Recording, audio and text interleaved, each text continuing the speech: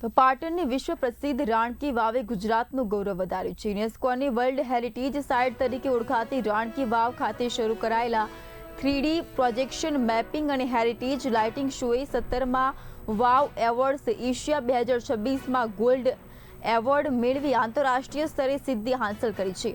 11મી સદીની સોલંકી કાળની આ ધરોહરમાં પ્રાચીન સ્થાપત્ય અને આધુનિક ટેકનોલોજીનો અદ્ભુત સંગમ જોવા મળી રહ્યો છે। રાણી ઉદયમતી અને રાજા ભીમદેવની પ્રથમની પ્રેમગાથા તેમજ સોલંકી વંશના ભવ્ય ઇતિહાસને લાઇટ એન્ડ સાઉન્ડ શો દ્વારા જીવંત કરવામાં આવ્યો છે। ₹100ની ચલણી નોટ પર સ્થાન ધરાવતી રાણકી વાવનો આ ઇમર્સિવ શો દેશ વિદેશના પ્રવાસીઓ માટે આકર્ષણનું કેન્દ્ર બન્યું છે અને ગુજરાતના સાંસ્કૃતિક પ્રવાસને વૈશ્વિક સ્તરે નવી ઓળખ અપાવી રહ્યો છે।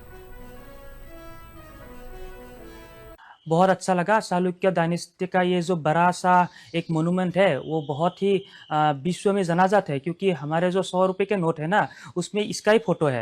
हम लोग ने भी छोटे काल से इसके बारे में पढ़ा है, चालुक्य डायनेस्टी के बारे में पढ़ा था, रानी के भाव के बारे में पढ़ा था। अभी देख के बहुत अच्छा लगा। हाल जे नाइट शो चालू કરવામાં આવે છે એનું બી સારો ઇતિહાસનું વર્ણન કરવામાં આવે છે। પ્લસ જે ઉદયમતી ભીમદેવના પત્ની હતા જેને પોતાના પતિની યાદમાં એક એમ કહેવાય કે પ્રેમનું સ્મારક છે એ બનાવેલું એક હિસ્ટોરિકલ પ્લેસ છે અને પબ્લિક ભારતના દેશના ખૂણે ખૂણેથી તો આવે જ છે, પ્લસ વિદેશથી ફોરેનર પણ આવે છે। અહીંયા લાઇટ શો સરસ છે, બહુ સારો બનાવેલો છે। રાણીમતી ઉદયમતીના એમના યાદમાં બનાવેલો છે। બહુ સરસ લાગે છે લોકોને અને બહુ દૂર દૂરથી વિદેશથી પણ જોવા આવે